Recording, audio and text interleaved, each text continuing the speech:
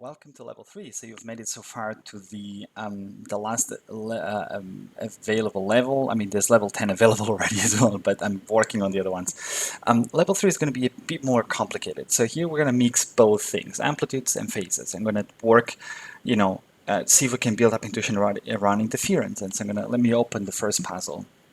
The idea here is, I'm giving you a bit of an extra hint in here, stuff that is not in the black box, and you have the same displays like in level 2 and in level 1. And the idea here is to turn the qubits, off by applying interference, right? So here you've got the sets of gates available from like in level 1 and 2 mixed up together, so we kind of have all that we've learned so far.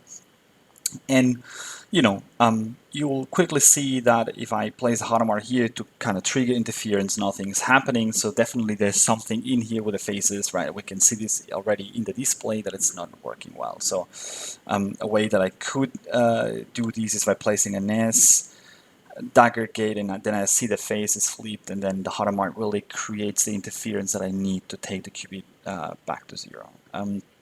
And so that's the way and the spirit of the level 3. It's going to get a bit more complicated than these, but that's the rough idea. So once you've done level 3, if level 4 is already available, go ahead.